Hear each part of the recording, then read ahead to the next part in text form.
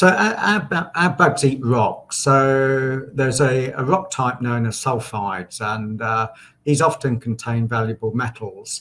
So our bugs literally eat those sulfides, and they gain energy for growth and division, and multiplying basically by doing that.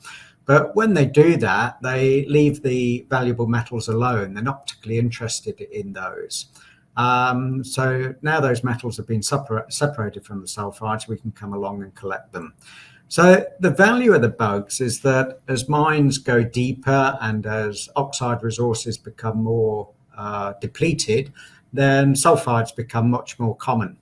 And so processing methods which are economic are needed to treat those sulfides.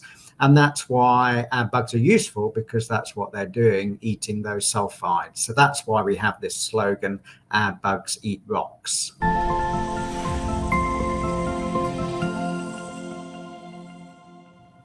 So processing sulfides to extract metals is actually quite a tough thing to do. And the best solutions that we humans have come up with is really to burn them, and we pollute the atmosphere with sulfur dioxide using roasters, or we put them in an expensive type of pressure cooker, which is not easy to operate. It's not particularly safe, and it's really using a hammer to crack a nut. So nature has its own way of dealing with sulfides, and our bugs are part of nature which has its own ecosystem for managing sulfur.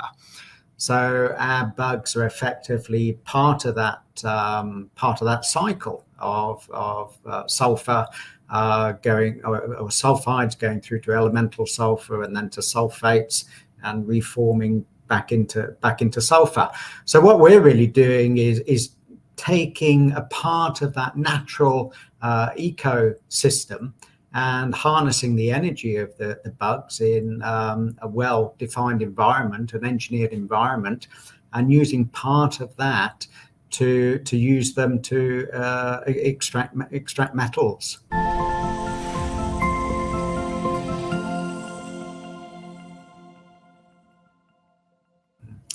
So what we treat are known as sulfide concentrates, which, as the name suggests, they're actually concentrates of the metals.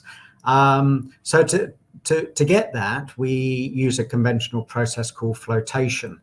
So first of all, you crush the rock, and then you grind it up, and then you put it into large vats, which are known as flotation cells. And in these vats, you have little air bubbles which rise through the pulp in the vat, which contains the finely ground mineral. And the sulfides attach themselves to the air bubbles and float to the surface. And you quite literally skim off the sulfides from the surface, and those sulfides contain the metals, and that's the concentrate.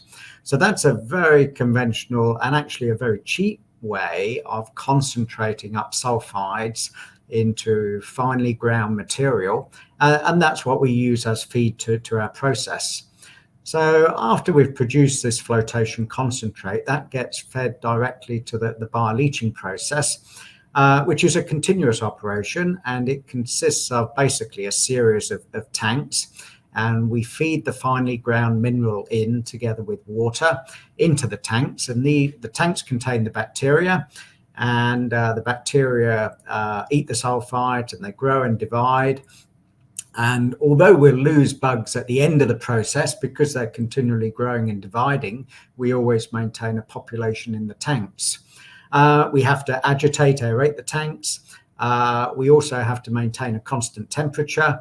The bugs tend to like a temperature of about 40 degrees Celsius. And we don't have to heat the tanks, we actually have to cool them because the process is what is known as exothermic, which means it generates heat.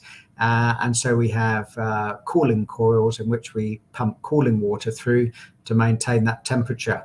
And that allows the process actually to work in a broad variety of climates, from very cold climates in northern China where we had a plant, through to very warm climates such as here in Australia where we had our first project in West Australia.